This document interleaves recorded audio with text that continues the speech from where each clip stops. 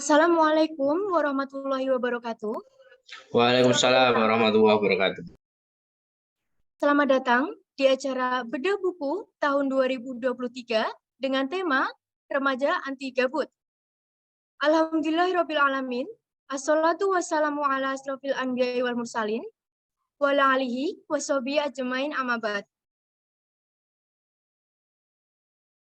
Kepada yang terhormat, Ketua Program Studi Pendidikan Pancasila dan Kewarganegaraan, Fakultas Keguruan dan Ilmu Pendidikan, Universitas Muhammadiyah Surakarta, Bapak Wibowo Heru Prasetyo, PhD. Yang kami hormati, pembicara Bedah Buku tahun 2023, Bapak Burhan Sodik Sarjana Sastra. Yang kami hormati, Bapak dan Ibu dosen Universitas Muhammadiyah Surakarta. Yang kami hormati, Ketua Umum Himpunan Mahasiswa Program Studi Pendidikan Pancasila dan Kewarganegaraan, Saudara Taufik Ardianto. Yang kami hormati, Ketua Panitia Bedah Buku tahun 2023, Saudara Nur Syamsuddin Abdullah, serta rekan-rekan panitia dan peserta Bedah Buku tahun 2023 yang kami banggakan. Pertama-tama, marilah kita panjatkan puji syukur atas kehadirat Allah Subhanahu wa Ta'ala yang telah memberikan limpahan rahmat berupa kesehatan, keselamatan, dan karunia-Nya, sehingga kita dapat mengikuti acara Bedah Buku pada tahun 2023 dalam keadaan sehat walafiat. Tak lupa, sholawat serta salam selalu kita curahkan kepada Nabi Agung Muhammad SAW yang telah membawa kita dari zaman jahiliyah menuju zaman yang terang benderang ini.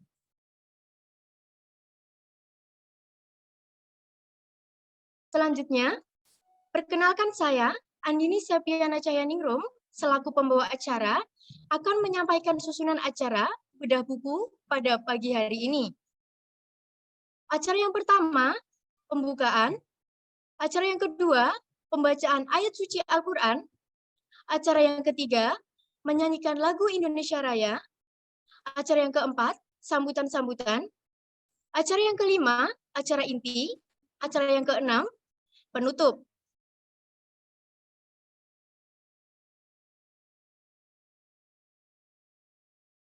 Memasuki acara yang pertama, yaitu pembukaan. Marilah kita buka acara pada pagi hari ini dengan bacaan basmalah bersama-sama. Bismillahirrahmanirrahim. Terima kasih. Semoga dengan bacaan basmalah tadi, acara pada pagi hari ini dapat berjalan dengan lancar. Amin ya robbal alamin. Acara yang kedua, pembacaan ayat suci Al-Quran kepada Saudari Titin Umi Lestari, kami persilahkan.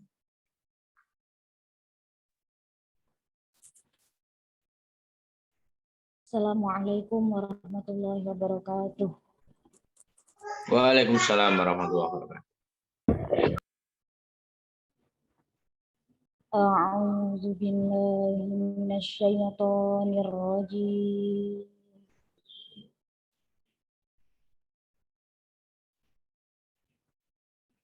Bismillahirrahmanirrahim. Ya ayyuhalladzina amanu idza qila lakum tafassahu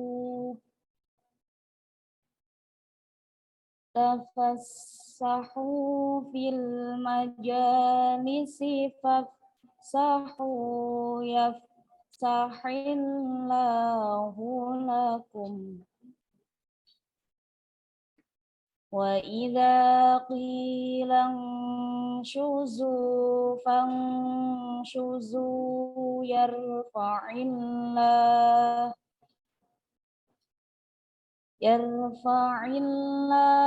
alladhina amanu minkum والذين أوتوا العلم درجات والله بما تعملون خبير.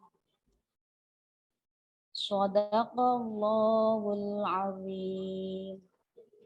Yang artinya, wahai orang-orang yang beriman, apabila dikatakan kepadamu, berilah kelapangan di dalam majelis-majelis, maka lapangkanlah. Niscaya Allah akan memberi kelapangan untukmu. Dan apabila dikatakan, berdirilah kamu, maka berdirilah. Niscaya Allah akan mengangkat derajat orang-orang yang beriman di antaramu dan di antara orang-orang yang diberi ilmu dan beberapa derajat. Dan Allah Maha teliti terhadap apa yang kamu kerjakan. Maha benar Allah atas segala firman-Nya. Assalamualaikum warahmatullahi wabarakatuh.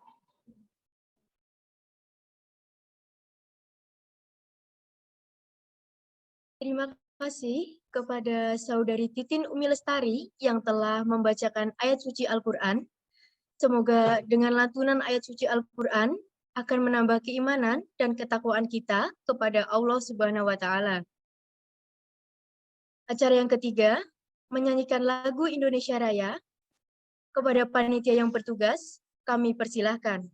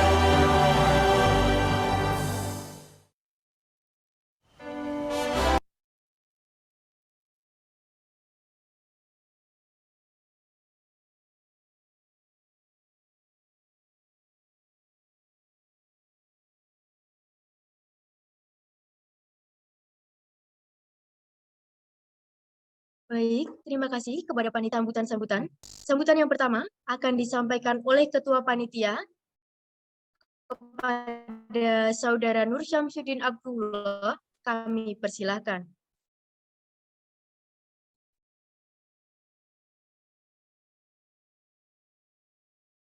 Assalamualaikum warahmatullahi wabarakatuh.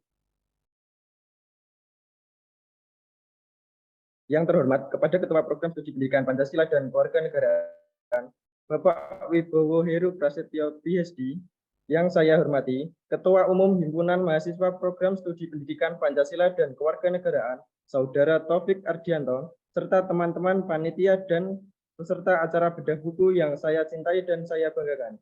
Puji syukur kehadirat Allah Subhanahu wa Ta'ala, yang telah memberikan rahmat dan hidayahnya sehingga kita dapat berkumpul dalam acara webinar bedah buku hari ini. Sholawat serta salam tak lupa kita aturkan kepada Nabi besar agung kita, Nabi Muhammad SAW, yang membawa kita dari zaman jahiliyah hingga zaman terang benderang seperti saat ini, dan beliau yang kita tunggu-tunggu syafaatnya di hari kiamat kelak. Saya selaku Ketua Panitia Bedah Buku tahun 2023 mengucapkan terima kasih untuk para peserta yang mengikuti acara webinar Bedah Buku tahun 2023 pada kali ini yang diselenggarakan oleh Bidang 1 Himpunan Mahasiswa Pendidikan Pancasila dan Kewarganegaraan Universitas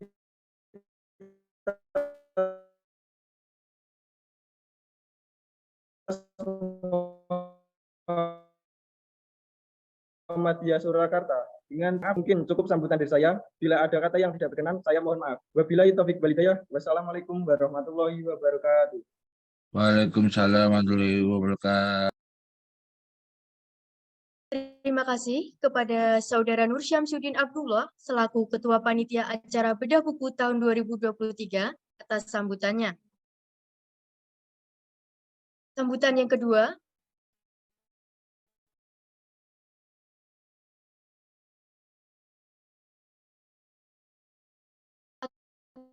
akan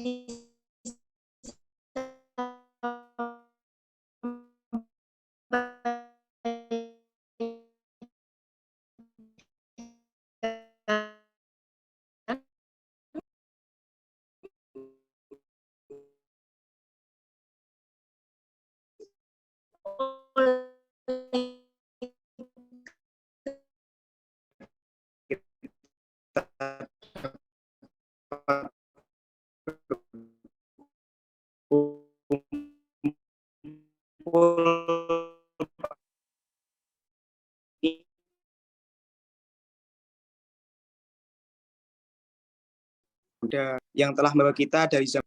Saya selaku Ketua Umum Himpunan Mahasiswa Program Studi Pendidikan Pancasila dan Kewarganegaraan mengucapkan banyak terima kasih kepada semua yang telah mendukung atau mensupport acara pagi hari ini. Para hadirin dan memperhatikan materi yang diberikan oleh Bapak Burhan Shodiq, Sarjana Sastra. Dan saya ucapkan terima kasih kepada panitia yang telah mempersiapkan acara ini dengan sebaik-baiknya. Saya juga mewakili panitia, mohon maaf atas kesalahan ataupun kekurangan dalam acara pagi hari ini. Mungkin sekian sambutan dari saya. Bila ada salah kata, saya mohon maaf. Wassalamualaikum warahmatullahi wabarakatuh. Waalaikumsalam warahmatullahi wabarakatuh. terima kasih kepada Saudara Taufik Ardianto selaku Ketua Himpunan Mahasiswa Program Studi Pendidikan Pancasila dan Kewarganegaraan atas sambutannya. Sambutan yang ketiga akan disampaikan oleh Ketua Program Studi Pendidikan Pancasila dan Kewarganegaraan kepada Bapak Wibowo Heru Prasetyo PhD, kami persilahkan. Baik, terima kasih Mbak Moderator. Bismillahirrahmanirrahim. Assalamualaikum warahmatullahi wabarakatuh. Waalaikumsalam warahmatullahi wabarakatuh. Alhamdulillah wa syukurillah wa la haula wa la quwwata illa billah. Asyhadu an la ilaha illallah wa asyhadu anna Muhammadar Rasulullah. Allahumma sholli ala Muhammad wa ala ali Muhammad. Rabbi sholli sadri wa yassirli amri wa hlul 'uqdatam min lisani yafqahu qawli. Yang sama-sama kita hormati narasumber pada kegiatan bedah buku tahun 2023 Bapak Ustadz Burhan Shodiq SS. Kemudian juga yang kita banggakan ya Ketua HMP Mas Taufik Ardianto, Ketua Panitia, juga terima kasih kepada semua panitia yang sudah mempersiapkan kegiatan pada pagi hari ini. Di akhir pekan, di hari Sabtu, mestinya kita bisa ada acara keluarga atau mungkin dengan teman, acara yang lain, tapi kita masih menyempatkan diri untuk tholabul ilmi, untuk mencari ilmu. Mudah-mudahan sama-sama kita ingatkan, saling mengingatkan untuk meluruskan niat kita semata-mata untuk beribadah ya, dan kita yakini bahwa orang yang berada di jalan ilmu, di jalan pencarian ilmu, maka dia adalah salah satu bagian dari jalan jihad fisabilillah. Pak Burhan Shodiq juga panitia yang sangat kami banggakan kegiatan bedah buku ini menurut saya kegiatan yang seakan-akan fata morgana di tengah gurun pasir yang luas. Kenapa saya bisa mengatakan ini kegiatan yang asing? Asing dalam tanda kutip karena kita tahu bahwa saat ini kalau Anda misalnya mencari data terkait dengan penerbitan buku, bahkan juga intensitas orang membaca buku itu sudah sangat menurun, gitu ya, sudah sangat menurun.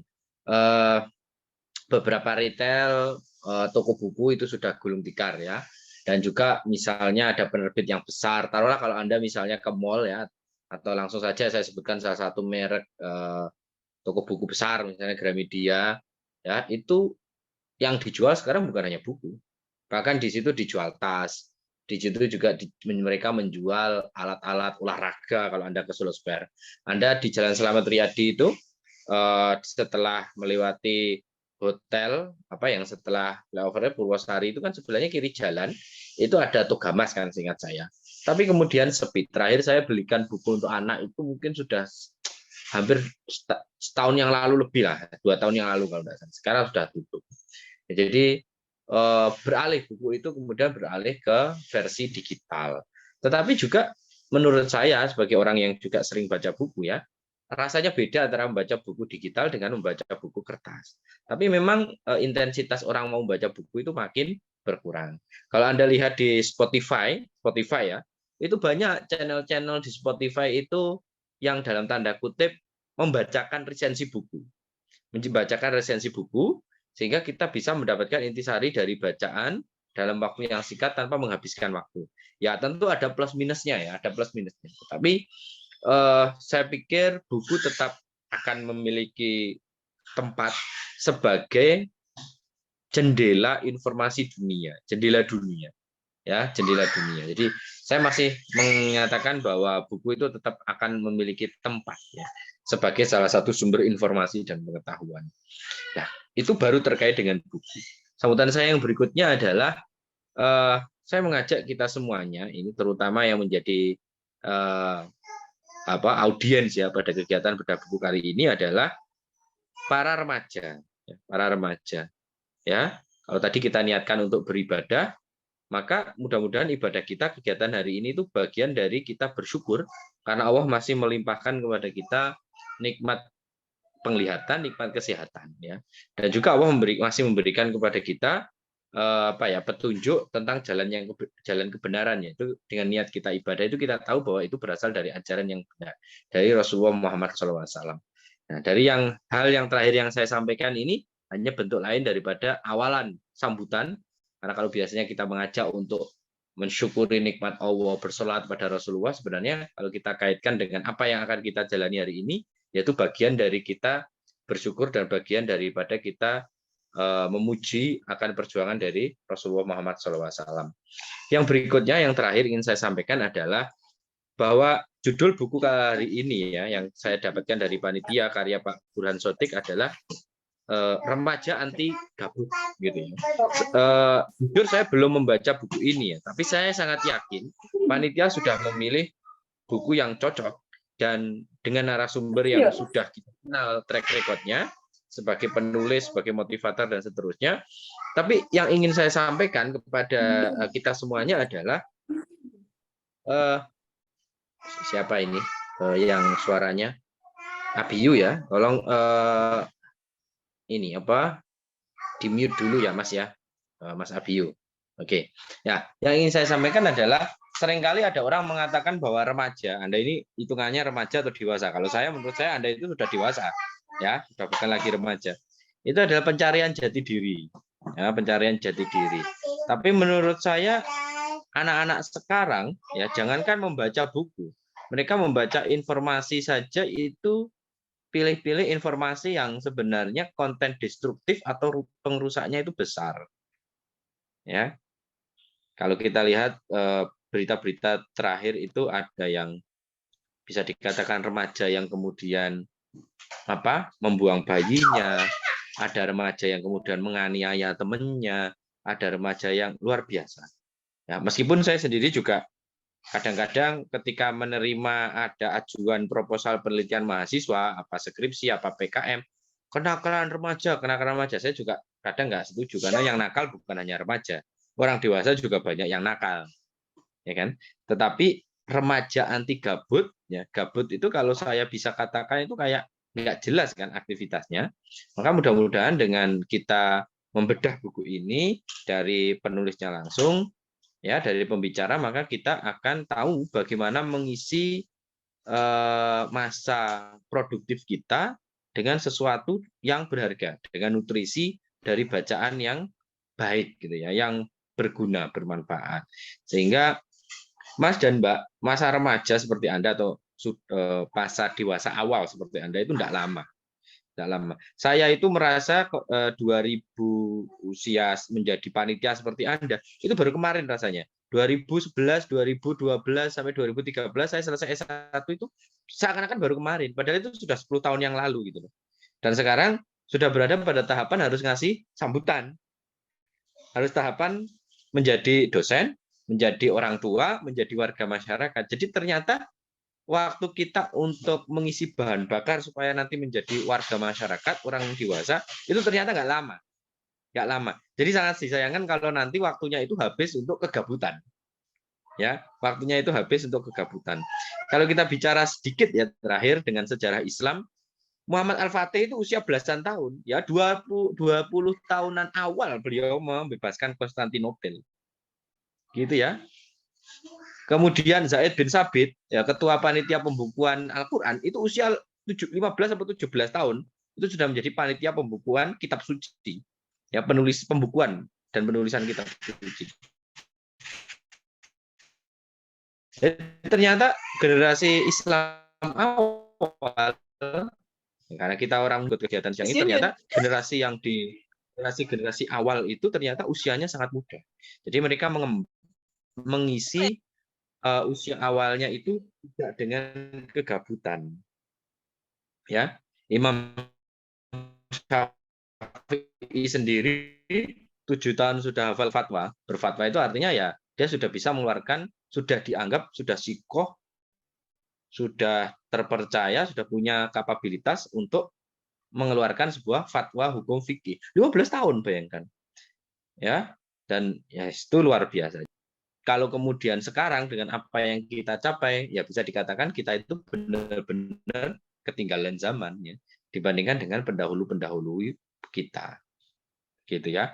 Soekarno ya, founding father kita, di usia yang sama dengan Anda, itu tiap hari isinya bukan, mohon maaf ya, bukan ngalor ngidul, enggak jelas gitu kan, enggak.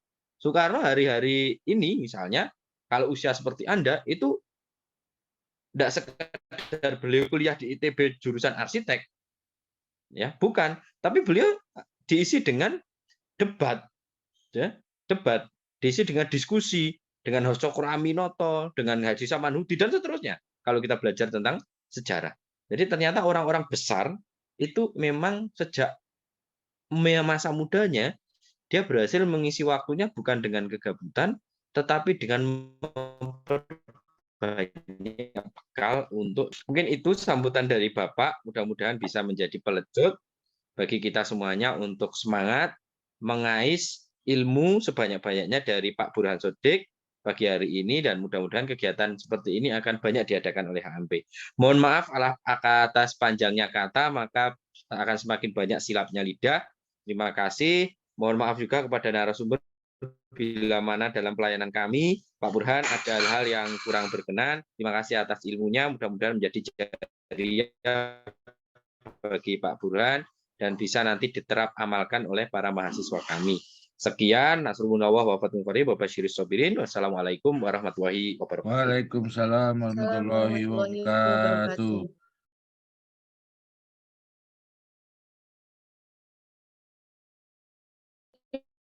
Terima kasih kepada Bapak Wibowo Heru Prasetyo. Ya, coba Mbak Andi ini. Ya, enggak dengar ya? Ya. Oke. Dah kelihatan. Oke, monggo.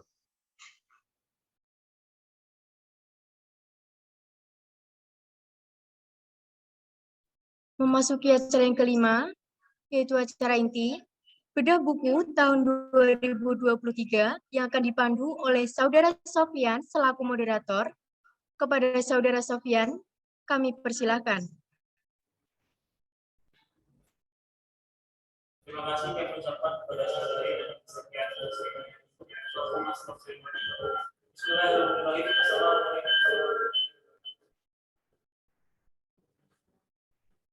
Selamat pagi. Saya ucapkan kepada seluruh peserta webinar dan kawan-kawan yang diselenggarakan oleh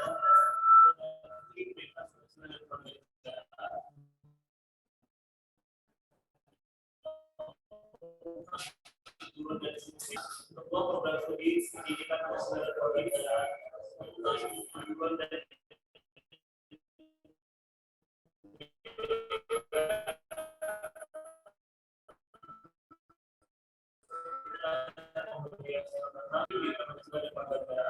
Fakultas Keguruan dan Pendidikan Universitas Mulia yang menghormati pembicara Bapak Sandiaga Sastra, yang menghormati Program Studi Pendidikan Pancasila dan Kewarganegaraan Saudara Novi Diego, yang menghormati Ketua Panitia yang kami hormati rekan-rekan saya tahun 2023. Sebelum acara dimulai, izinkan saya mengakhiri. Saya Sofyan selaku moderator akan memandu acara webinar tahun 2023 pada pagi hari yang akan dibawakan oleh Bapak Burhan Sofi Sarjana Sastra. Sebelum memulai acara, izinkan saya membacakan tanda kutip webinar bedah buku. Yang pertama, seluruh peserta diwajibkan berdiri tepat waktu pada link yang sudah tersedia. Yang kedua, selama mengikuti webinar, peserta diwajibkan menggunakan pakaian yang sopan dan rapi. Yang ketiga, peserta wajib mengikuti acara dari awal hingga akhir. Yang keempat, akan ada sesi tanya jawab. Peserta wajib menggunakan bahasa Indonesia yang baik dan sopan. Yang kelima, setiap peserta wajib menjaga ketertiban dan kelancaran selama kegiatan berlangsung. Yang keenam, diharapkan peserta dapat menyimak seluruh rangkaian acara. Demikian itu tadi tanda kutip seminar bedah buku tahun 2023. Acara selanjutnya yaitu pembacaan kurikulum vitae pembicara. Kurikulum vitae nama bulan Sofi Sarjana Sastra. Tempat tanggal lahir Allah Januari 1999. Alamat Panjang Usia Lalu Menjelaskan Sesuatu. Foto Binamola atau Bisa. Sesungguhnya Allah mewajibkan pengalaman bekerja menjadi dan jadi sekolah lainnya. Event pilihan satu Solo 1998. Yang kedua, S1 di 11 Maret Program Sastra Inggris 1998. Dan yang ketiga, di program studi pengalaman yang pertama lihat ada foto 2004 sampai 2020. Yang kedua tentang akhlak 2006 sampai 2008. Yang ketiga direktur jasa media 2008 sampai sekarang. Dan pengalaman lainnya yang saya sampaikan. Demikian tadi bicara acara selanjutnya yaitu acara untuk mempersingkat waktu, mari kita sambut pemateri bersama kita Bapak Burhan Sofi. Baik, bismillahirrahmanirrahim. Assalamualaikum warahmatullahi wabarakatuh. Waalaikumsalam warahmatullahi wabarakatuh. Alhamdulillah rabbil alamin. Nahmaduhu wa nasta'inuhu wa nastaghfiruh wa na'udzu billahi min syururi anfusina wa min sayyiati a'malina. May yahdihillahu fala mudhillalah wa may yudlil falan tajida lahu waliyyan mursyida. Asyhadu an la ilaha illallah wa asyhadu anna Muhammadan abduhu wa rasuluh la nabiyya wa la rasula ba'da. Allahumma shalli ala Muhammad wa ala alihi wa ashabihi ajma'in. Nama ba'd. Alhamdulillah pada kesempatan pagi hari ini kita bisa bersua, kita bisa bertatap muka melalui media online ini dalam rangka untuk berbagi sharing-sharing ya tentang dunia kepenulisan, tentang dunia perbukuan, serta wabil khusus tentang tema yang kita bahas, yakni remaja anti gabut. Salawat dan salam kita sampaikan kepada baginda Nabi, Nabiullah Muhammad SAW. Semoga salawat dan salam terlimpahkan kepada seluruh keluarga beliau, para istri, putra-putri beliau, para sahabat, sahabiyah, dan juga tabi'in serta tabi'ut tabi'in, dan juga kepada seluruh umat Islam di kulli makan wa fi kulli zaman. Para peserta yang dimuliakan Allah, ketika kita bicara tentang remaja, maka sebenarnya definisi remaja itu menjadi sangat banyak ya. Kenapa kemudian ini saya perlu angkat? Karena seperti kita tahu bahwa remaja di rentang usianya yang seperti itu, mereka memang mengalami beberapa turbulence ya. Turbulence yang saya sebutkan itu adalah gejolak-gejolak atau transisi-transisi yang akan mereka alami selama mereka berada di zona atau di usia seperti itu. Oleh karena itu, teman-teman, ketika kita bicara tentang persoalan remaja, maka ada orang mengatakan atau mengasumsikan bahwa remaja itu adalah rem aja gitu ya. Jadi banyak-banyak rem,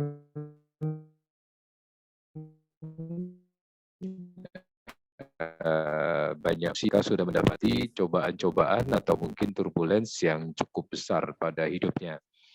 Maka oleh karena itu di buku ini ya sengaja saya memilih tulisan berjudul Remaja Anti Gabut ya, saya bagi menjadi 3 bab. Pertama, mengenal remaja itu sendiri, kemudian mengenal kegabutan itu seperti apa, kemudian yang ketiga adalah bagaimana cara menghadapi atau bagaimana solusi atas kegabutan itu.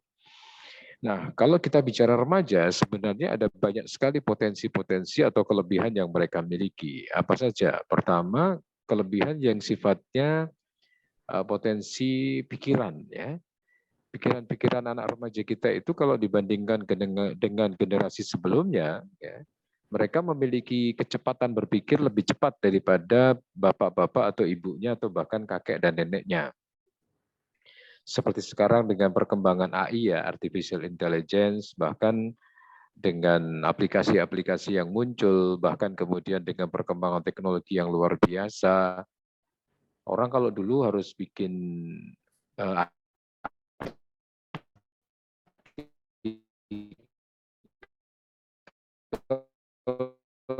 menulis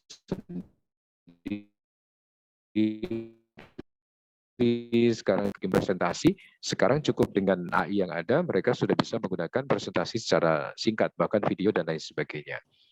Maka potensi kecepatan berpikir ini sebenarnya juga disuplai oleh makanan-makanan yang mereka makan.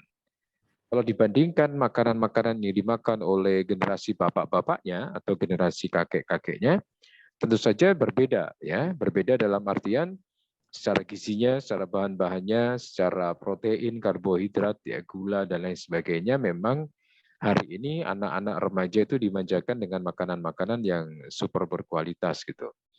Nah, oleh karena itu, ketika kemudian potensi pikiran ini tidak dimanfaatkan atau mereka tidak memiliki cara untuk memanfaatkan, yang terjadi adalah mereka disibukkan dengan sesuatu yang sifatnya kegabutan-kegabutan tadi. Ya, baru saja tadi malam ya, mungkin kita lagi ngecek yang sedang ramai di TikTok ya, di NTT ya, kalau teman-teman misalnya mengikuti tentang salah satu konten kreator yang melakukan tes kejujuran kepada seorang bapak di warung, HP-nya tertinggal gitu ya, akhirnya kemudian followernya melakukan unfollow sampai mereka bertekad bagaimana caranya agar followernya cuma jadi 1 doang gitu. Nah, sebenarnya dari fenomena ini pertama si konten kreator sebenarnya dia sangat kreatif karena buktinya memang pengikutnya bisa sampai 7 juta. Tapi inilah setitik rusaklah susu sebelanga gitu ya, bahwa satu kesalahan bisa menghapus ribuan kebaikan yang dia lakukan. Satu konten yang buruk bisa menghapus ribuan konten yang baik-baik yang bisa dia kerjakan. Maka ini kan satu bukti bahwa sebenarnya anak Gen Z ya, atau anak-anak remaja atau pemuda hari ini itu memiliki tingkat pikiran, tingkat kreativitas, tingkat gagasan yang luar biasa bagus gitu. Mereka terbukti melakukan itu dan gampang bagi netizen dalam hal ini adalah remaja juga untuk men-take down orang-orang yang mereka pikir berbahaya atau mungkin orang-orang yang mereka pikir impolite atau tidak sopan, tidak punya adab kepada sesama. Belum lagi kasus ketika fenomena-fenomena yang kemarin ya betapa menunjukkan netizen Indonesia yang umurnya memang sekira remaja ke atas, sekitar 30-an, 40-an, itu memang memiliki kecakapan intelektualitas yang bagus. Ya. Kalau teman-teman misalnya menanti mengajar ya PPL atau datang ke sekolah-sekolah, pertanyaan-pertanyaan yang disampaikan anak SMP sekarang dengan anak SMA sekarang, dibandingkan dengan pertanyaan anak SMP dan SMA zaman dulu, itu sangat jauh berbeda. Ya. Saya pernah suatu ketika mengisi sebuah kajian di sebuah SMK, ada satu pertanyaan yang dilontarkan oleh seorang anak muda gitu. Ustaz, saya mau nanya, kenapa Allah menyebut dirinya Allah gitu ya. Nah, ini kan pertanyaan yang unik ya. Maksud saya unik itu di usia dia yang seperti itu ternyata dia memiliki tingkat kritis yang sedemikian rupa. Tentu saja itu sebenarnya juga dipengaruhi oleh apa yang dia baca, apa yang dia konsumsi dan lain-lain. Kemudian yang kedua, potensi yang dimiliki oleh pemuda atau remaja sekarang adalah potensi fisik ya. Dibandingkan dengan generasi-generasi yang lain, anak muda itu hari ini belum memiliki penyakit apapun ya. Mau duduk lama dalam posisi duduk juga nggak ada masalah, tidak ada loro boyok atau mungkin tidak ada loro yang macam-macam gitu.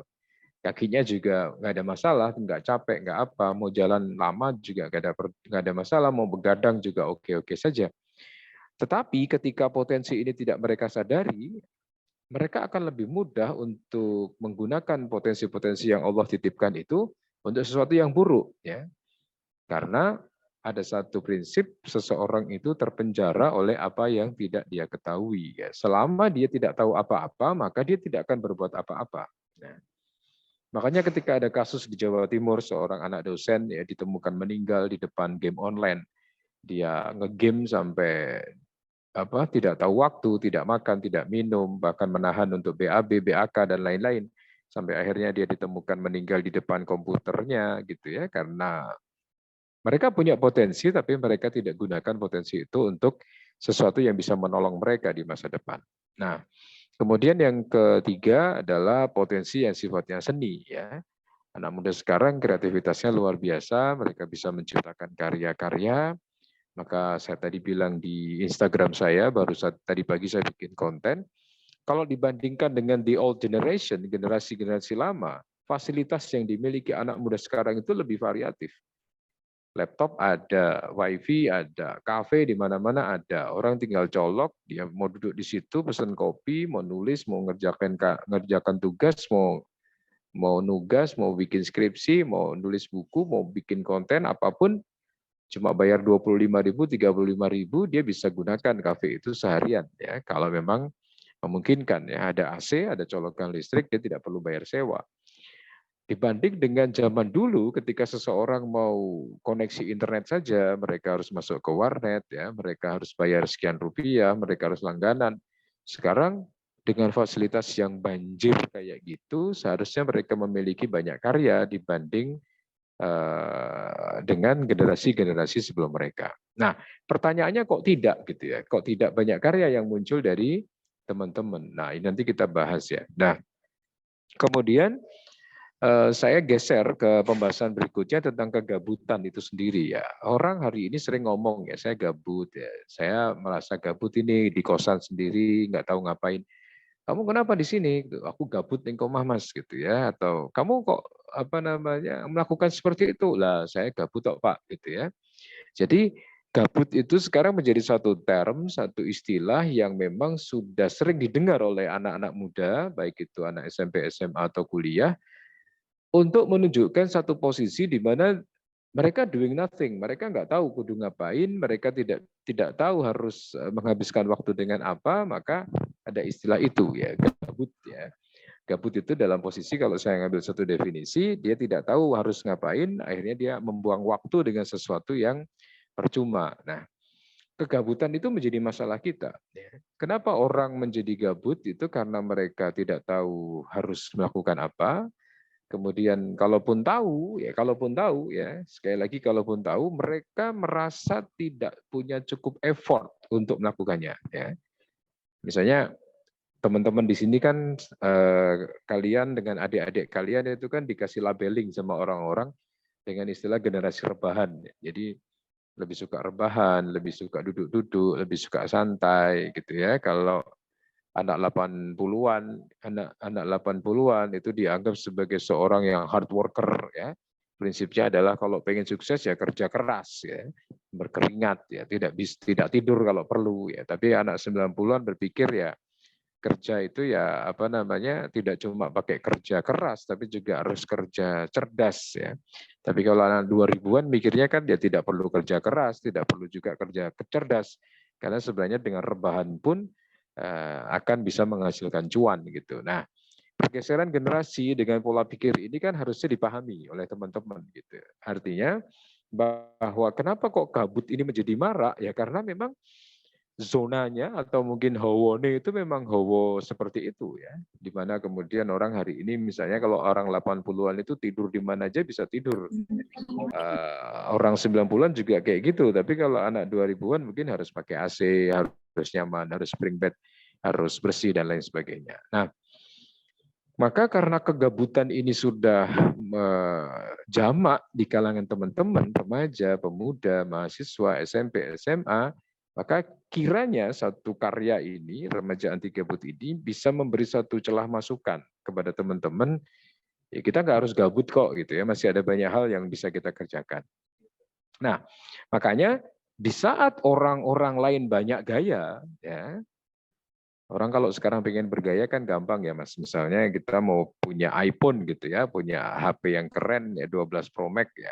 Harga 12 juta, 14 juta, 15 juta. Orang kan gampang, dia buka TikTok, kemudian ada iklan pinjaman online, dia tinggal klik pakai KTP, dia berhutang, dia dapat gayanya ya. Dia dapat gaya meskipun dia HP-nya iPhone tapi ternyata nggak punya paket data gitu ya. HP-nya iPhone tapi mintanya tetheringan terus gitu. Nah, itu urusan nanti. Yang penting buat orang-orang gaya itu nomor satu hari ini gitu. Orang misalnya punya duit kiriman dari orang tua, tanggal-tanggal muda, dia langsung pergi ke kafe, dia pesen latte, kemudian dia pesen makanan-makanan Eropa yang mahal-mahal. Dia foto, Instagramable, bisa untuk ngisi reels mereka, bisa untuk ngisi feed mereka. Meskipun setelah itu dia harus makan mie instan selama 20 hari gitu ya. Tapi itu kan bukan persoalan bagi anak-anak muda karena bagi mereka yang penting gaya ya, bukan karya. Nah, oleh karena itu bisa nggak prinsip ini digeser ya bahwa Anda tidak harus bergaya karena memang bergayalah sesuai dengan budget uang kita ya. Tidak perlu kita menjadi pura-pura kaya sebenarnya bukan kaya. Tapi cukuplah kita kaya dengan cara kita. Silahkan beli barang mewah, bukan sesuatu yang dilarang, tetapi tidak perlu disampaikan kepada orang dan itu cukup kita yang menikmatinya. Nah, maka kegabutan ini harus mulai digeser bahwa gaya itu tidak segala-galanya. Ya, justru orang banyak yang kemudian terjebak pada aspek mengejar gaya, tapi mereka lupa dengan kemampuannya. Kemudian yang kedua, di dalam buku ini saya kasih solusi, yuk ngaji yuk ya. Artinya ngaji untuk mengusir kegabutan-kegabutan itu. Ya. Kenapa kok ngaji? Karena dengan ngaji itu aji. Ya, kalau orang bahasa Jawa mengatakan, orang harusnya kalau semakin dia ngaji, semakin aji. Semakin dia ngaji, semakin mulia. Bukan semakin terperosok kepada kehinaan. Maka kenapa kok orang ngaji? Agar orang tahu petunjuk. Ya, orang tahu jalan. Coba teman-teman yang ikut di Zoom ini ya, kalau misalnya teman-teman mau pergi ke satu tempat gitu ya, mau pergi ke satu tempat ke satu tujuan. Berbeda halnya kalau kalian naik motor muter-muter sekitar UMS ya, tanpa ada tujuan berarti, tidak ada destinasi yang pengen dituju, dengan orang yang naik motor itu sudah punya tujuan. Ya. Kalau teman-teman yang ada di ruangan ini misalnya atau di Zoom meeting ini kemudian punya tujuan, mau kemana Mas? Saya mau ke Tawangmangu. Oh udah jelas jalannya. Tinggal pegang map ya, jalan ke Tawangmangu kemana sih? Kita ikuti selesai. Ya, bensin habis tapi nyampe tujuan. Ada tujuan yang dicari. Ya, ada tujuan yang digapai. Apakah nanti kita mau berhenti di beberapa titik? Nggak ada masalah. Yang penting tujuannya ada. Tapi coba kalau seandainya kita ini jalan-jalan, naik motor, touring-touring ya sama teman-teman, tapi ketika ditanya kita mau kemana? Ya nggak tahu ya, pokoknya kita keluar aja ya, muter-muter ya sampai bensin entek gitu ya, tidak ada tujuan yang berarti. Maka ketidakadanya tujuan itu, teman-teman mahasiswa yang dirahmati Allah, itu yang memunculkan kegabutan-kegabutan itu muncul ya. Karena nggak ngerti harus ngapain ya. Makanya wa ma khalaqtul jinna wal insa illa liya'budun itu kalimat yang sangat super duper keren ya, karena bahwa mau kemanapun kita, mau jadi mahasiswa, jadi dosen, jadi pengusaha, jadi penulis, jadi pedagang, jadi guru, jadi karyawan, ujung-ujungnya adalah beribadah kepada Allah ya. Itu the last destination yang kita cari ya. Makanya sebenarnya kalau sebagai seorang mukmin tidak ada istilah kabut. Kenapa? Karena semua waktunya itu digunakan untuk ibadah. Ya. Kalau toh misalnya kita tidak bisa tidur, ya mripate kedil-kedil ya, sampai jam 10, jam 11 nggak bisa tidur gara-gara scroll-scroll media sosial, maka kita gunakan kegabutan itu dengan membaca Quran. Atau membaca Quran 2-3 menit kita langsung ngantuk ya. Tapi kalau buka TikTok kita mungkin bisa sampai jam 2 pagi nggak ngantuk-ngantuk. Tapi kalau kita baca buku 2-3 lembar kita sudah ngantuk ya. Makanya kalau ada destinasi, ada tujuan, itu berbeda ketika seorang pemuda tidak memiliki tujuan. Nah, makanya dengan ngaji, insya Allah, ya, jalan itu dibuka sama Allah. Ya. Kamu harus gini, kamu harus gitu. Ada perintah yang harus kita lakukan. Ya. Misalnya, qad aflahal mu'minun alladzina hum fi sholatihim khashi'un. Kalau kamu ingin jadi seorang mukmin yang beruntung, ya maka harus apa? Sholatnya khusyuk. Maka effort kita untuk menjadi seorang mukmin yang sholatnya khusyuk itu terus-menerus kita kerjakan. Evaluasi, bisa nggak ya saya sholat khusyuk? Bisa nggak ya saya sholat itu betul-betul tanha anil fasya' wal munkar?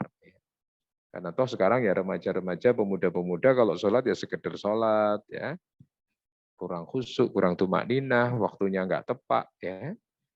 Sholat duhur mepet asar, sholat asar mepet maghrib, sholat maghrib mepet isya, sholat isya mepet subuh lah, itu kan sudah keterlaluan ya.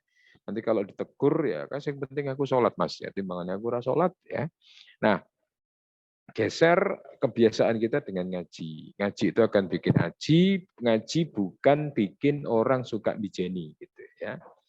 Makanya Rasulullah menjanjikan ya kepada setiap orang yang menuntut ilmu agama, duduk-duduk di masjidnya Allah, membahas Quran, mempelajarinya, ya, mereka akan mendapatkan satu ya, nazalat alaihim as-sakinah. Mereka akan diturunkan ketenangan kepada diri-diri mereka, ya, diturunkan ketenangan kepada jiwa-jiwa mereka, sehingga mereka mendapati dirinya menjadi orang-orang, menjadi hamba Allah yang senantiasa diberi ketenangan dalam jiwanya. Nah, kemudian di buku ini di bab ketiga saya membahas tentang apa saja yang perlu dilakukan agar kegabutan itu bisa selesai. Ya, tentukan tujuan-tujuan hidup kalian. Ya, buat teman-teman yang mungkin hari ini di FKIP, tentunya kuliah itu ditarget ya. Jangan kuliah tidak pakai target ya. Targetnya juga jangan terlalu kenceng-kenceng.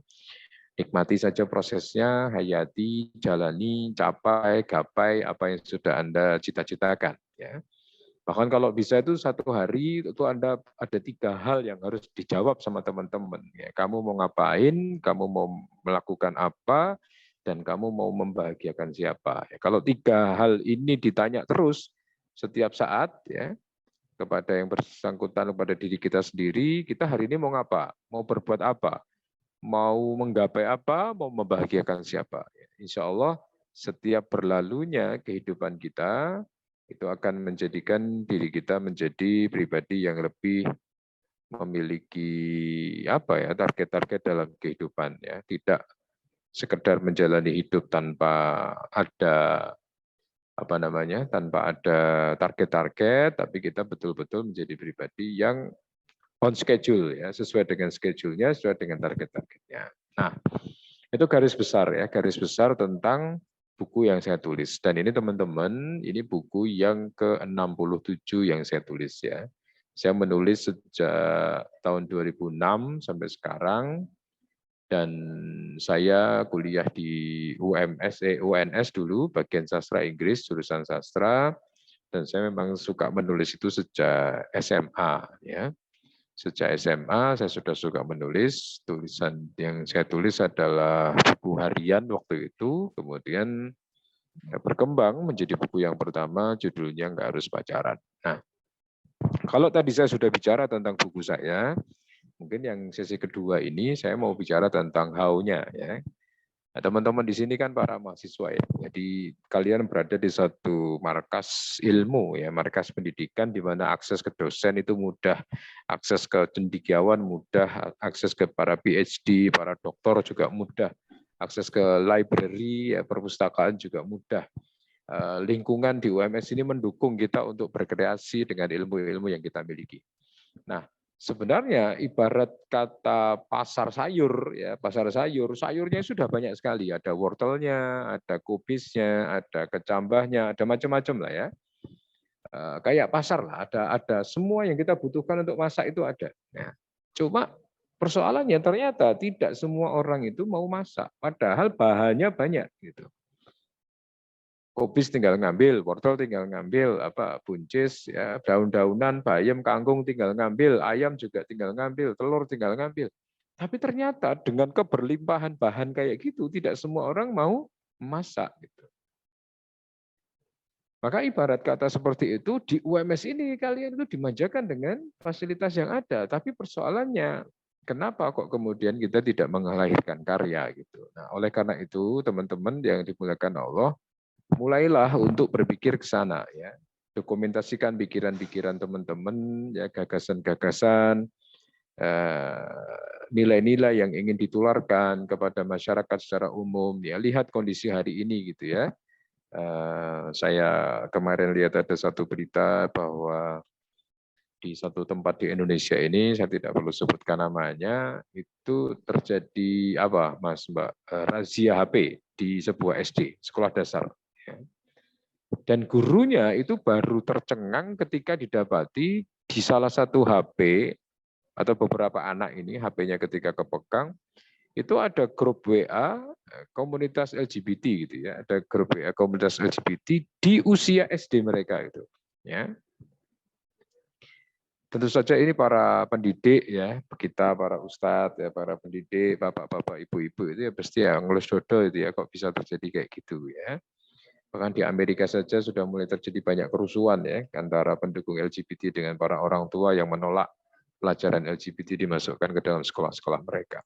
Nah, tentu saja ada nilai-nilai yang ingin ditularkan oleh teman-teman ya. Makanya menjadi penting untuk teman-teman memahami literasi, memahami bagaimana how to deliver the argument ya, how to deliver the idea ya.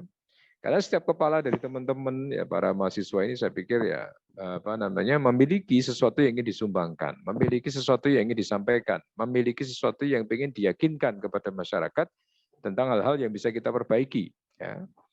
Untuk itu pertama, kalau memang betul-betul kepingin jadi penulis ya, ada beberapa tips mungkin ya yang ingin saya sampaikan. Jadi materinya dapat, dan dunia tentang literasi perbukuan juga dapat ya.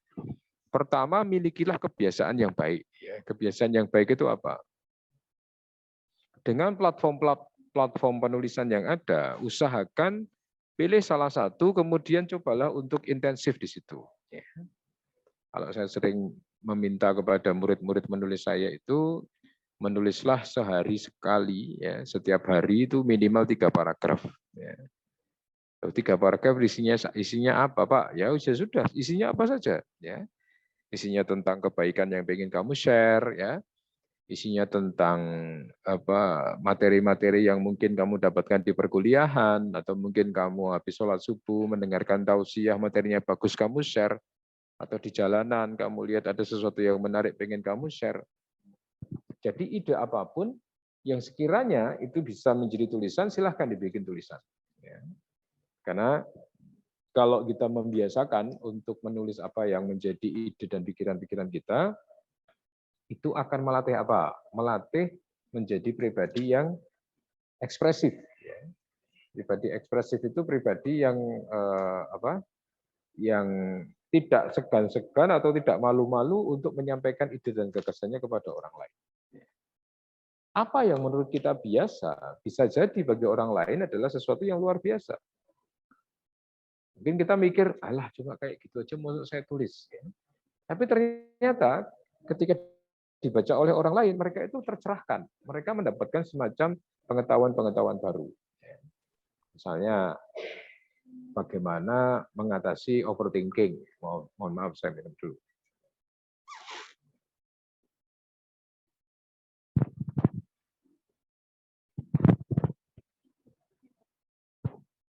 Bagaimana kita mengatasi overthinking ya? Bagaimana kita mengatasi kebingungan-kebingungan? Bagaimana kita mengatasi kondisi hari ini? Ya, kalau teman-teman psikologi menyebutnya teman-teman yang umur 24-25 itu sebagai quarter life crisis ya, krisis di usia 24.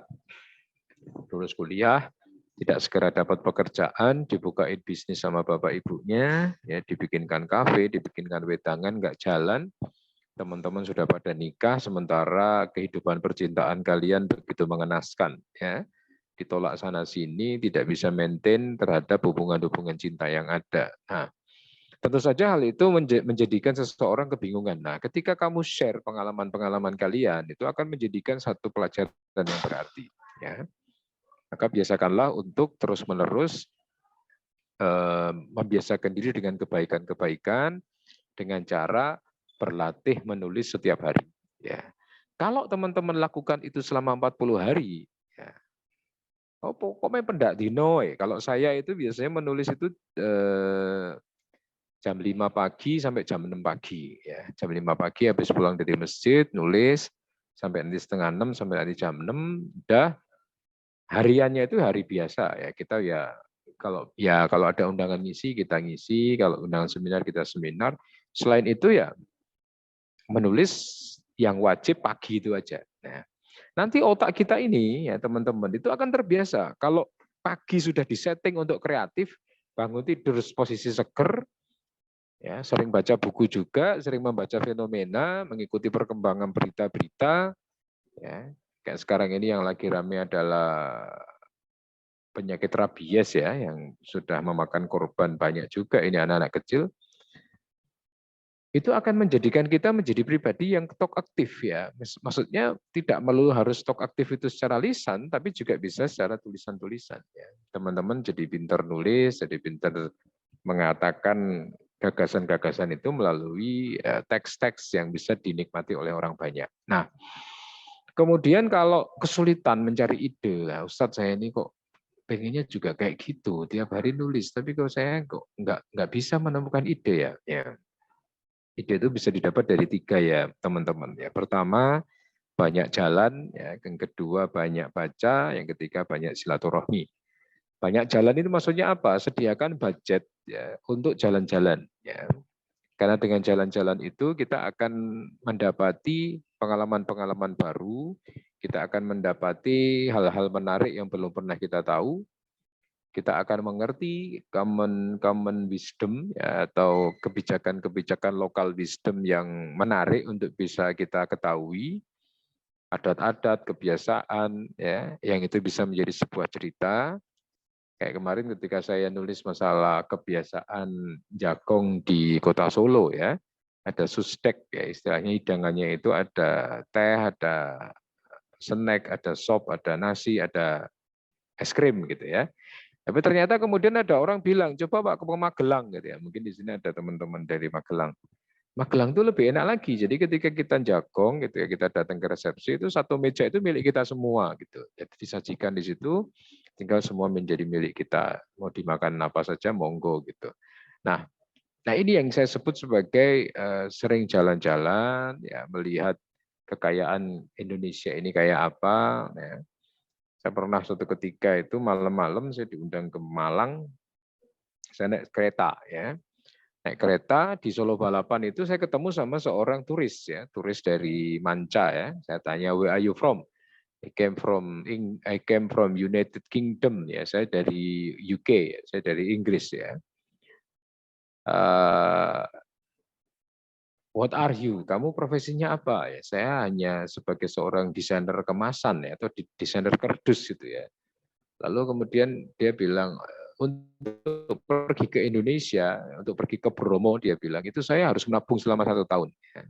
Lalu mungkin kita bertanya, lah ngopo untuk piknik saja sampai harus menabung sedemikian lama? Ya, karena ternyata memang bagi mereka ya, kebutuhan piknik atau kebutuhan mendatangi satu tempat yang baru itu adalah kebutuhan yang sifatnya premier, ya. Sehingga harus betul-betul ditabung agar bisa mendapatkan pengalaman-pengalaman baru. Makanya saya terus kemudian teringat kalimat ya, kalau uang itu kita belikan makanan, ya, minuman, makanan yang enak-enak, besok pagi itu sudah jadi kotoran. Kalau uang kita belikan baju, ya setahun itu kita sudah bosen ya dengan baju kita. Tapi kalau uang itu kita belanjakan untuk pengalaman, maka dia akan berada di otak kita selamanya, selama hidup kita. Ya. Makanya jangan terlalu pelit terhadap pengalaman-pengalaman. Ya.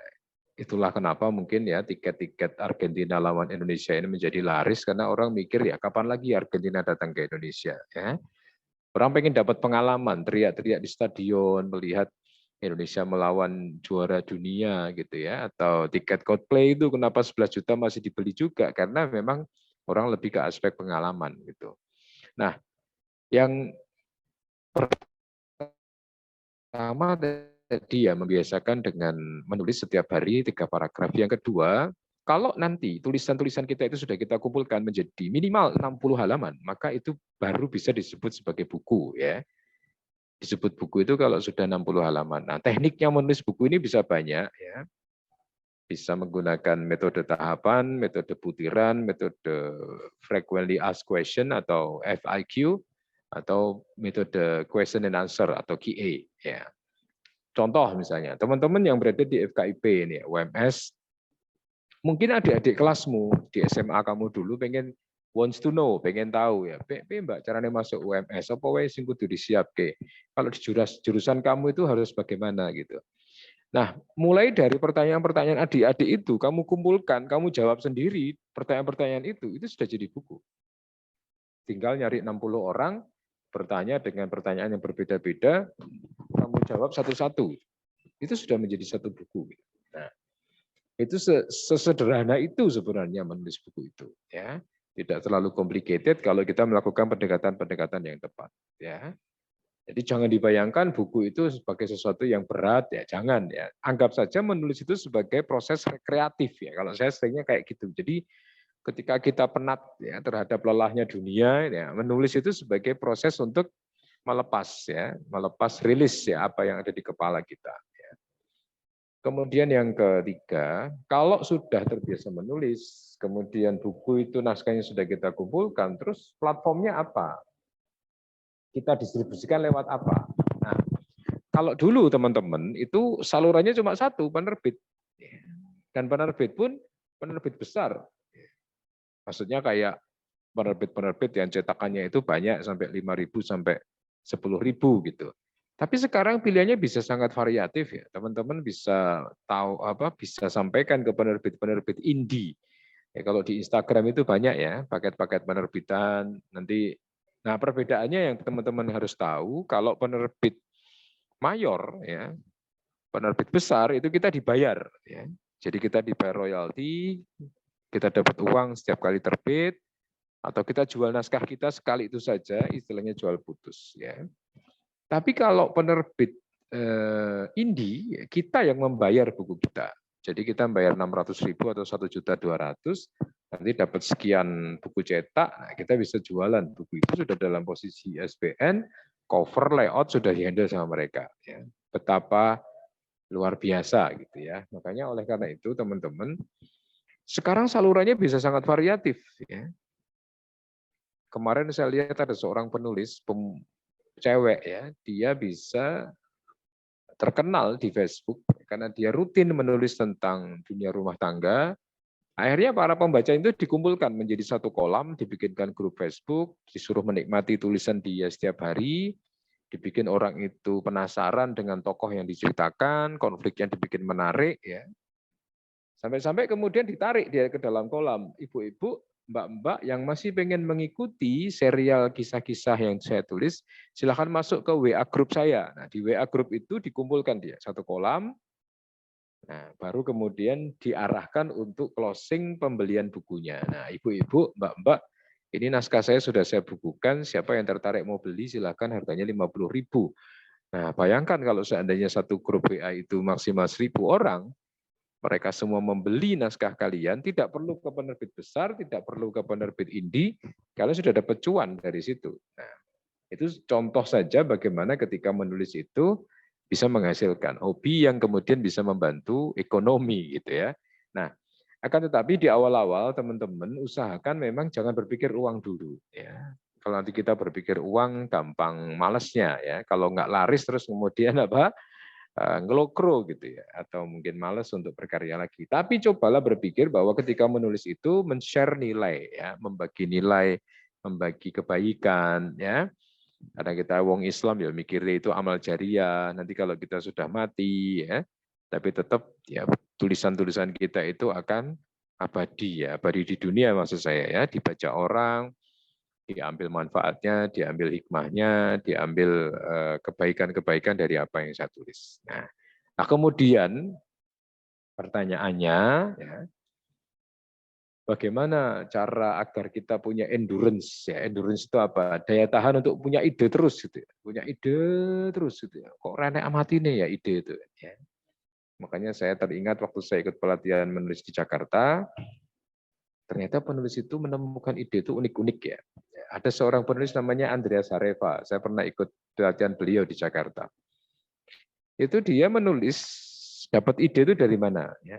Dapat ide ketika mandi coba, ya, ketika mandi. Ya. Jadi kalau mandi itu harus pakai shower, tidak mau pakai gayung ya. Karena kalau pakai shower ketika kepalanya kena guyuran air itu, idenya itu langsung bermunculan gitu. Makanya dia sering bilang sama istrinya, tolong di kamar mandi itu disediakan pulpen sama kertas gitu ya. Biar nanti setiap kali saya punya ide, saya bisa langsung menuliskannya. Biar ketika nanti saya punya gagasan, saya bisa langsung menyimpannya. Ya. Dan betul ketika Sabtu-Sabtu kayak gini, semua kertas-kertas kecil itu dikumpulkan di meja, mana yang bisa jadi buku, mana yang bisa jadi artikel, mana yang bisa jadi kutipan-kutipan saja, caption-caption ya. Makanya teman-teman ya, sebenarnya hari ini tidak ada alasan untuk tidak berkarya. Ya. Mau dimasukkan ke Wattpad, monggo. Ya. Cek aja tulisan-tulisan yang paling disukai netizen yang apa, romantiskah, yang apa. Mau ditaruh di YouTube, monggo. Mau ditaruh di TikTok, monggo. Ya. Yang penting ada satu niatan dulu, kerentek bahwa apa? Bahwa menulis adalah jalan ninjaku. Ya. Jadi menulis adalah bagian dari tugas peradaban orang-orang yang hari ini bergelimang dengan ilmu, maka dengan menulis itu membuktikan eksistensi kita sebagai seorang penulis ya, sebagai seorang penulis yang akan menggoreskan karya-karya dalam tulisan-tulisan kita. Nah, setelah itu apa yang terjadi teman-teman? Ya usahakan memang kalau usul saya ya, jadilah seorang penulis yang spesialis ya. Maksudnya penulis spesialis bagaimana? Hanya membahas tema-tema tertentu sampai kalian menemukan niche ya, menemukan ciri khas kalian. Ya, kalau disebut nama kalian, maka publik akan mengkaitkan dengan tema yang kalian tulis. Nah, kamu kenal sama Mbak ini, Mbak siapa ya? Itu loh, Mbak yang suka nulis tentang buku anak. Ya orang langsung lompat ke sana. Kamu kenal Mas ini, Mas siapa ya? Oh, itu loh yang suka nulis tentang roman. Oh iya, ya jangan nulis yang generalis, kabeh mbok tulis sehingga nanti kita tidak dikenal sebagai apa. Gitu. Nah, dari rentetan materi ini, teman-teman, pertama membahas buku saya, kemudian membahas tentang dunia tulis-menulis. Hari ini memang kita perlu paham bahwa dunia perbukuan sedang tidak baik-baik saja, ya. Dengan adanya penutupan toko Gunung Agung kemarin dengan segala jaringannya, itu membuktikan bahwa dunia perbukuan sedang tidak baik-baik saja. Orang bukan tidak membaca, orang tetap membaca. Cuma hanya saja bacaan mereka berpindah platform dari kertas ya buku yang bisa disentuh secara fisik menjadi platform-platform lainnya, ya platform-platform bacaan lainnya. Bahkan sekarang kalau kamu cek di Google Play itu ada aplikasi namanya Audiobooks ya. Jadi cara baru menikmati buku lewat suara ya.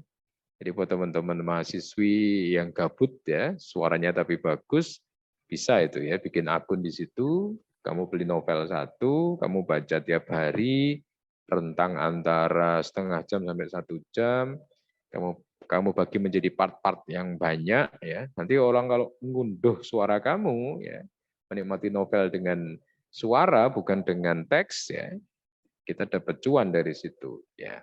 Jadi mungkin ini pemantik dulu ya, pemantik diskusi kita pada kesempatan pagi hari ini. Semoga yang saya sampaikan bermanfaat dan nanti alangkah indahnya kalau ada pertanyaan-pertanyaan sehingga kita bisa menggali materi ini bisa menjadi lebih dalam. Saya kembalikan kepada moderator. Assalamualaikum warahmatullahi wabarakatuh. Waalaikumsalam warahmatullahi wabarakatuh.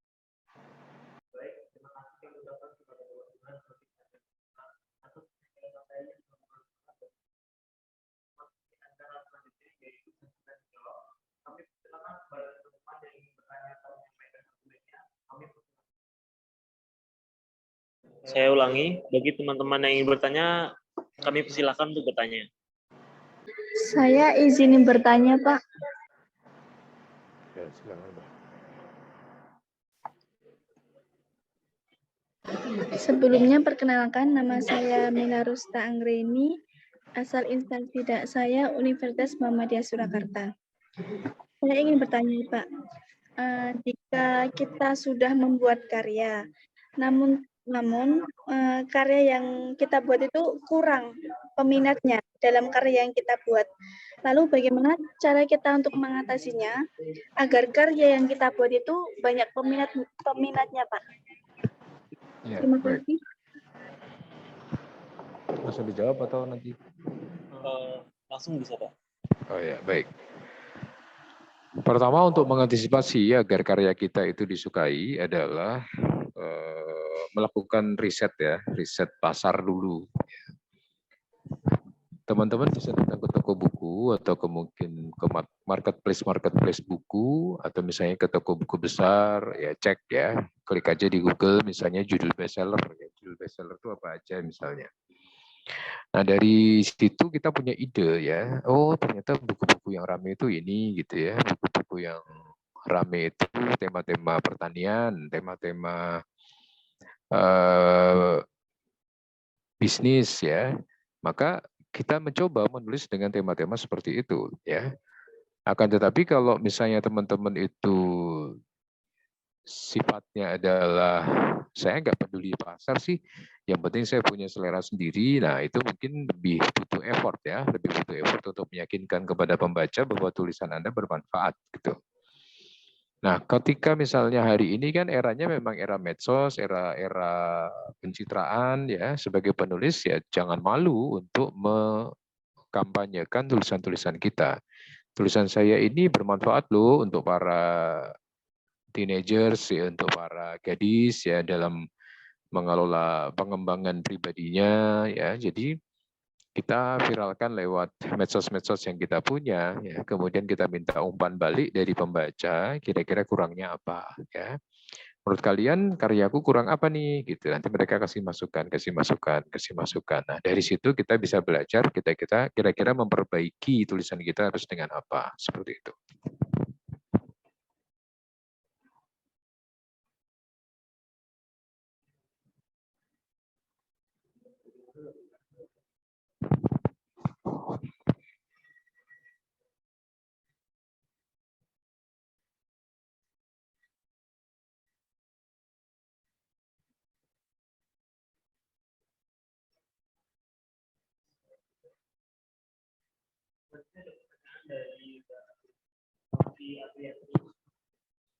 Bagaimana tips agar kita tidak mudah bosan saat membaca?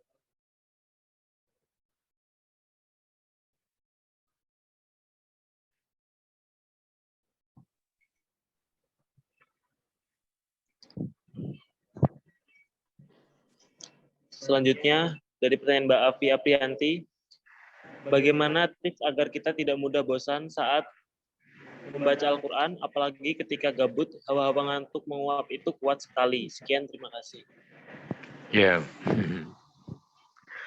Pertama, amal yang disukai Allah itu adalah amal yang istiqomah ya. Jadi bukan amal yang banyak tapi cuma sekali doang.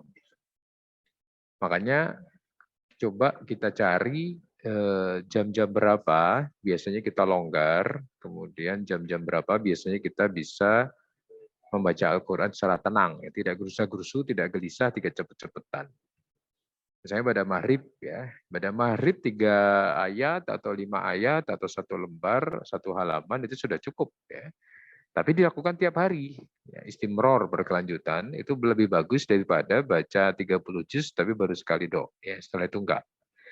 Nah, makanya cobalah cari waktu yang tepat untuk membaca yang nyaman, yang enak, yang tidak dikejar-kejar waktu, tidak gelisah, tidak sedang memikirkan yang lain.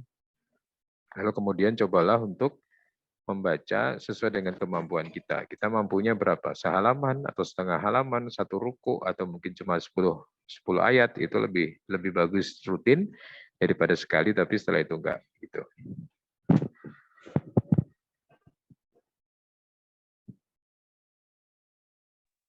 Baik, apakah sudah cukup untuk pertanyaannya? Maaf, izin saya mau bertanya. Ya, silakan, Pak. Assalamualaikum warahmatullahi wabarakatuh. Waalaikumsalam warahmatullahi wabarakatuh. Kenalkan, nama saya Abdul Hafidi, saya dari mahasiswa Universitas Beda Bangsa. Saya mau bertanya, Pak, bagaimana cara membuat buku dengan baik dan benar untuk pemula, Pak? Terima kasih. Ya, baik. Terima kasih. Pertama, perlu dipahami satu bahwa buku baik itu tidak mesti laris ya. Itu satu. Dan buku laris itu tidak mesti baik. Jadi kalau pertanyaannya buku baik dan benar, itu nanti kemungkinan di pasar masih belum bisa kita ketahui nasib penjualannya seperti apa. Nah, tergantung niat awal kita membuat buku. Apakah niat kita memang hanya sekedar buku itu baik, bagus, benar, sesuai EYD, ataukah kita punya motivasi-motivasi yang lain agar buku itu menjadi populer, bestseller, ya, bahkan kemudian bisa dinikmati sampai luar negeri. Beberapa karya saya sudah diterjemahkan ke bahasa Malaysia, ya, di sana dirubah dengan bahasa Melayu. Padahal di Indonesia kita pakai bahasa gaul, bahasa ringan, bukan bahasa yang resmi-resmi amat gitu. Nah, pertama Mas, kalau misalnya pengen bikin buku, satu tadi saya katakan kita biasakan habit menulis dulu. Kalau habit menulis sudah bagus, menulis buku itu ibarat lari, itu lari maraton. Jadi endurance-nya harus kuat ya. Harus pintar membagi tema-tema. Nah, pertama tentukan dulu judulnya apa. Judulnya itu bisa judul fixnya bisa nanti setelah naskah jadi atau bisa di awal sebelum naskah jadi. Setelah itu kemudian bikinlah outline-nya. Outline itu adalah subbab atau bab-bab yang perlu kalian tulis. Ya, kalau saya biasanya langsung saya bagi. Oh, saya pengen tulis 200 halaman, maka biar tidak payah saya bagi menjadi 20 bab. Ya, berarti satu bab nanti 10 halaman. Dengan begitu nanti nyimpen filenya jangan sekaligus ya. Nyimpen filenya itu satu bab saja. Jadi setiap 10 halaman di-save, setiap 10 halaman di-save. Kenapa? Karena itu mempengaruhi semangat kita menulis ya. Kalau kamu buka file Word ya dalam posisi langsung jret 90 halaman, mau melanjutkan itu sudah males. Tapi kalau kamu buka setiap kali kamu buka Word halamannya halaman putih ya, halaman kosong, kita semakin semangat untuk menuliskannya. Kemudian setelah itu tentukan time schedule ya. Saya mau menyelesaikan naskah ini berapa lama? Apakah sebulan, 2 bulan, 3 bulan? Ya, kemudian mulailah disiplin untuk menulis ya. Mau ada ide atau tidak ada ide, segera saja tulis sehingga buku itu sesuai dengan target yang ditentukan. Ya. Nanti kalau buku sudah jadi, baik itu dalam posisi naskah, ya, perhatikan EYD-nya. EYD itu bisa nanti diedit sendiri, panjang besar kecil, titik koma, ya. Kemudian logika bahasa, ya enak enggak? Coba misalnya bab pertama kasihkan teman untuk baca, suruh dia komen. Ya bro, tulisanku piye? Ya, dia bilang, tulisanmu bulet, aku ramudeng sing mbok karepke. Nah, berarti kita harus perbaiki, ya. Saya kayak usahakan menulis itu banyak kalimat-kalimat pendek, bukan kalimat majemuk bertingkat. Ya, dengan begitu orang senang membaca tulisan kita, tidak terengah-engah. Ya. Seperti itu awalnya.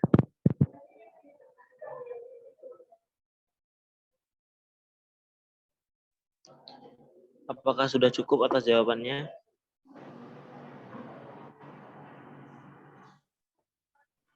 Alhamdulillah sudah cukup. Terima kasih dengan pemateri. Pak, saya ada pertanyaan dari saya. Saya tuh sebenarnya tuh memiliki seperti banyak ide, seperti pengen buat usaha, seperti kadang tuh kalau gabut juga suka menggambar gitu kan Pak. Itu tapi itu kadang tuh cuman masih dalam ide gitu, belum terlaksana Pak. Nah itu bagaimana cara mulainya? Karena belum bisa tahu jalan keluarnya itu gimana Pak. Ya. Masih. Jadi memang semuanya itu diawali dari wacana ya, apa namanya, ide-ide gagasan itu dimulai dari situ. Cuma nanti memang yang membedakan antara kita dengan yang lain itu adalah pada aspek eksekusinya. Nah, orang ketika sampai pada tataran eksekusi, dia memang harus menimbang ya, menimbang-nimbang dan juga mengambil referensi-referensi, bertanya kepada mereka yang sudah mendahului kita dalam usaha tersebut. Kemudian tahu tentang tips triknya, kendalanya apa, halangannya apa. Ya, kalau dalam teori manajemen kan sampai dibikinkan SWOT ya, strength-nya apa, threat-nya apa, ya, weakness-nya apa, kemudian opportunity-nya apa. Gitu. Maka dengan begitu nanti kita punya pertimbangan gitu, apakah ini mau saya lanjutkan eksekusi ataukah tidak gitu. Karena kalau ide itu ya pasti banyak ya. Misalnya kayak tadi saya jalan ke sini, saya di mobil saya punya ide, oh bagus juga nih kalau nulis buku tentang self healing for mommies gitu ya, penyembuhan pribadi untuk para ibu ya. Hari ini kan luka-luka batin para istri itu kan luar biasa ya. Sampai kemarin saya baca satu artikel tentang sebuah kota di Jawa Tengah yang ribuan penduduknya itu mengalami gangguan jiwa ya. Gangguan jiwa kan nggak mesti harus gila, tapi depresi itu sudah termasuk gangguan jiwa. Nah, ternyata setelah kita survei di berita-berita itu memang tema-tema self-help ya, tema-tema psikologi populer kaitannya dengan pengembangan diri itu masih bagus ya, di pasaran masih banyak yang suka ya. Apalagi kaum perempuan, meskipun mereka tahu jalannya, tapi kadang-kadang mereka tetap harus dikuatkan untuk meniti jalan tersebut. Nah, makanya kalau sudah punya ide, segera saja dilihat ya seberapa layak ini untuk dieksekusi, kemungkinannya bagaimana, halangannya apa, rintangannya apa, peluangnya seperti apa, dan kita mampu nggak untuk mengeksekusinya. Kalau kita nggak mampu, kita boleh ajak orang lain untuk memperkuat tim kita, seperti itu. Terima kasih Pak. Penyampaian materi yang luar biasa yang disampaikan oleh Bapak Burhan Sodik Sarjana Sastra dalam acara bedah buku pada pagi hari ini. Dari penyampaian materi tersebut dapat saya simpulkan, alasan gabut terjadi karena tidak adanya effort dan lebih suka bersantai maupun rebahan, padahal rebahan dapat tetap menghasilkan cuan. Karena zaman sekarang lebih suka bergaya daripada berkarya, kegabutan harus digeser. Karena gaya bukanlah dari segala-galanya, adanya tujuan yang digapai, jika berhenti di beberapa titik namun tidak apa-apa karena adanya tujuan yang dicapai, dibanding gerak tanpa tujuan yang jelas. Pesan, dengan membaca buku Remaja Anti Gabut diharapkan mahasiswa dapat mengerjakan schedule targetnya dengan lancar. Baik, itu tadi kesimpulan dari acara webinar bedah buku. Tidak terasa waktu telah cepat berlalu dan acara webinar bedah buku tahun 2023 akan berakhir. Terima kasih kami ucapkan kepada Bapak Burhan Sodik Sarjana Sastra yang telah berkenan memberikan ilmu yang sangat bermanfaat bagi kita semua dan sudah menyempatkan waktu untuk bergabung dalam acara webinar bedah buku tahun 2023. Semoga apa yang telah disampaikan dapat bermanfaat bagi kita semua untuk kedepannya. Amin ya Rabbal Alamin. Saya Sofyan selaku moderator pamit undur diri. Mohon maaf jika ada kesalahan baik yang disengaja ataupun tidak disengaja. Dan saya ucapkan terima kasih atas perhatian dan partisipasinya dalam acara webinar bedah buku tahun 2023. Akhir salam dari saya. Wassalamualaikum warahmatullahi wabarakatuh. Waalaikumsalam warahmatullahi Selanjutnya wabarakatuh. saya kembalikan kepada Master of Ceremony. Terima kasih kepada Saudara Sofyan selaku moderator yang telah memandu acara pada pagi hari ini. Acara yang ke-6 yaitu penutup. Marilah kita tutup acara bedah buku pada pagi hari ini dengan bacaan hamdalah bersama-sama. Alhamdulillahirabbil alamin. Terima kasih. Sebelum meninggalkan forum, kita akan melaksanakan sesi foto bersama. Bagi para peserta dipersilahkan untuk on mic, dan bagi panitia yang bertugas kami persilahkan. On cam.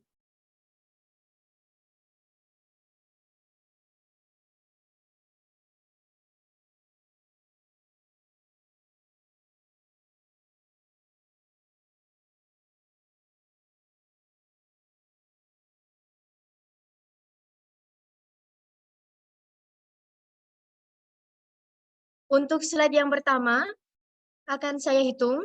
1, 2, 3.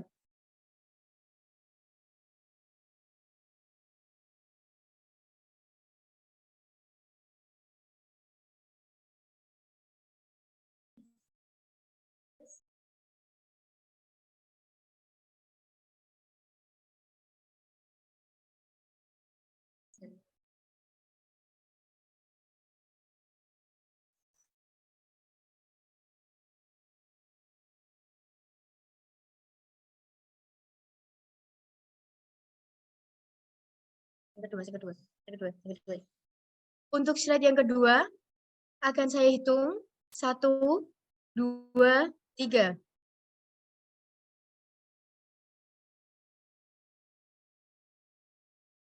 Untuk slide yang ketiga, akan saya hitung. 1, 2, 3.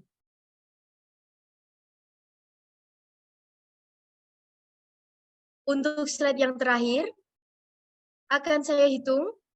1, 2, 3.